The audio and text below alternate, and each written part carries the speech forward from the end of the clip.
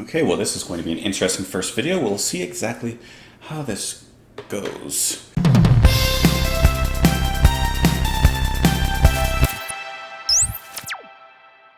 What's up guys, welcome to Just JP. I'm Justin, also known as JP, hence the name of the channel. Some of you may know me from JPMP, which I co-host with my friend Manny. You can go check that out, I'll leave a link below for you. And then some of you don't know me, so hi, I'm Justin, or JP, or that guy. As this is the first video on the channel, I figured I'd do a band that's somewhat familiar to me, and by somewhat familiar, I mean extremely familiar. Dream Theater, who in my musical exploration, at one point was my absolute favorite band, top bar none. Not to say that they're not bad or anything like that now, but I just kind of moved away from them and progressive metal in a sense. But seeing as it's the first video on the channel, I want to do this because at least I have some sort of reference, some sort of knowledge into the band themselves and the members and their music. I haven't listened to their past two albums, and I've listened to the songs Falling Into the Light, or Fall Into the Light, I believe is the name of the other track on this album. I don't remember off the top of my head, which was a great track. I love that one. You can check out the reaction on JPMP. And then we also listened to Paralyze, on JPMP on the other channel, and you can check that out as well if you want to hear our thoughts on that one or my thoughts on that one. Both good songs actually. Definitely enjoyed Fall Into the Light a lot. That song I thought was a great return to form from what I last heard of Dream Theater and my past experience with them. Paralyzed was a much simpler song, but just as well executed. So I know a lot of people were talking about this song, Pale Blue Dot, and so I'm kind of very curious to hear where they've gone in their development, in their musical careers. Is this what I expect? Is this not what I expect? I like Dream Theater when they're a little bit more reined in. I don't always like a lot of like the noodling, as we can call it. Sometimes it kind of takes away from the song, in my opinion, but I want to see what they do here. It's an 8-minute song, so it's actually pretty short for Dream Theater. Of course, you can join me on Twitter. I'll have that in the video somewhere. I'm still figuring this thing out, guys. I don't know, I haven't, it's different. It's different.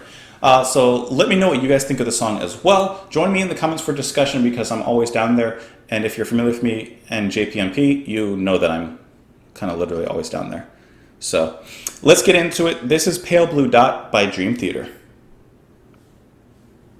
There's obviously no competition really when it comes to the technicality and the musicianship in it. I mean, they are just phenomenal musicians. They always have been, and they're always pushing each other to the limit when it comes to that area of the music. One thing that I am a sucker for when it comes to really any type of music is anything that deals with space or sci-fi themes.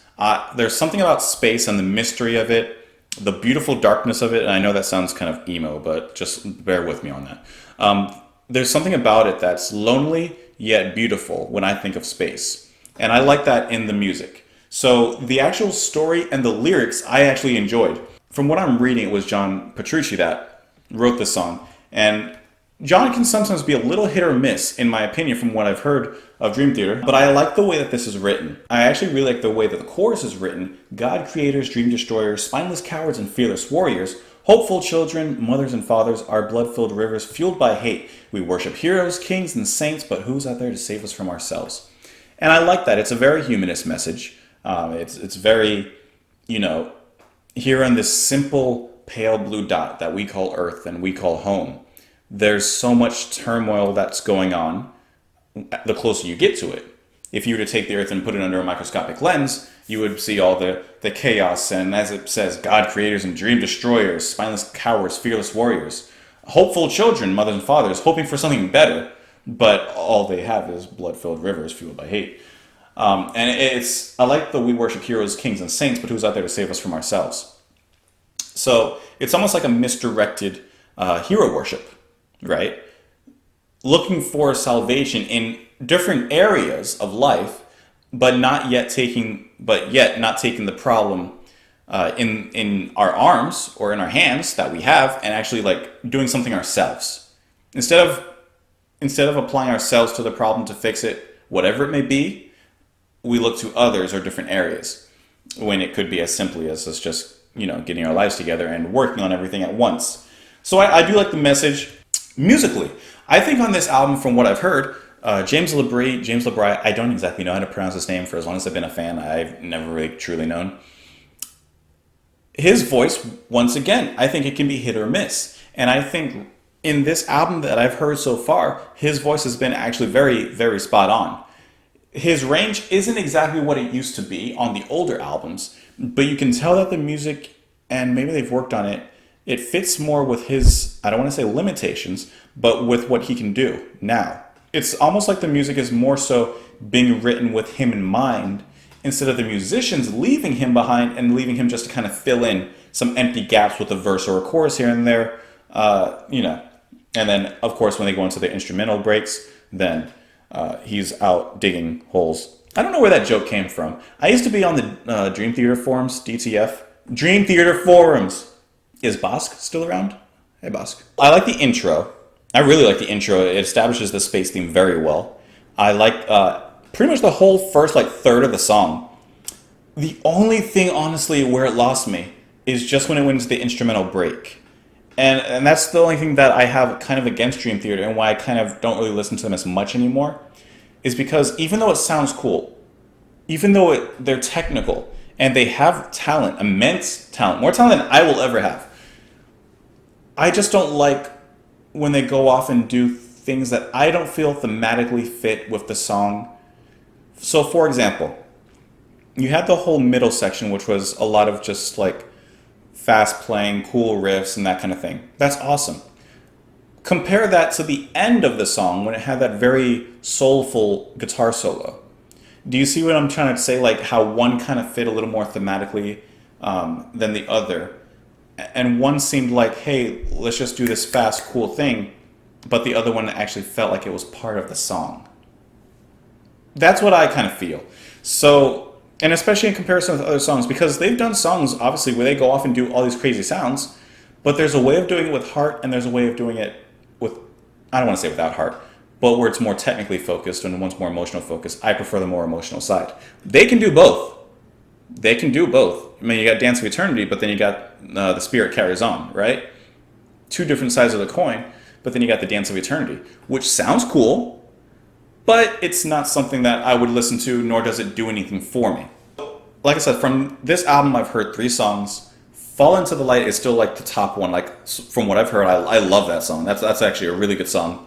Paralyzed, I'll keep that number 2 for right now. It's simple, more straightforward, but I feel like it's really good. This song, I honestly wouldn't listen to it if that middle section was kind of redone a little bit, or there's just nothing there that interests me when it comes to that type of sound and music. Like I said, awesome from a technical standpoint, awesome from a musicianship sound point.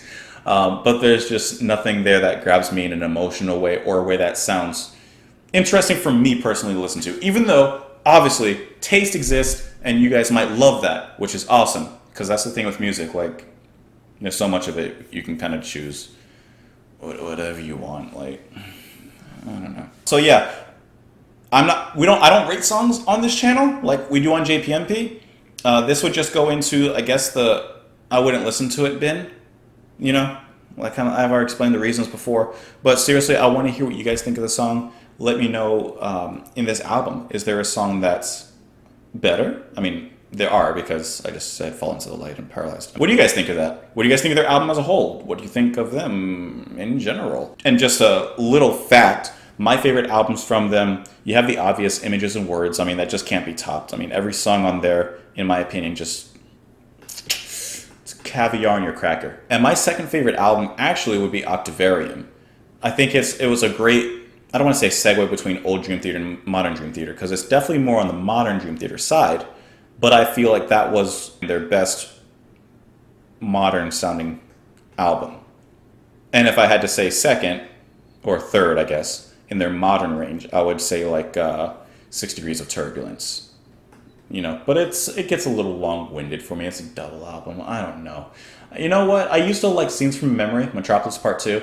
But looking back on it, the music is definitely cool. But I kind of find the story and the lyrics a little cheesy, somewhat, but the music's definitely awesome in that one. Anyways, that's kind of all I have to say. Thank you guys so much for watching Just JP. Hopefully this worked out. Hopefully the audio was fine. Hopefully the visuals are fine. This is the first video, so this could be where I sink or where I float. I'll see you guys on the next one if there's a next one. Thanks for watching. Seriously. Bye.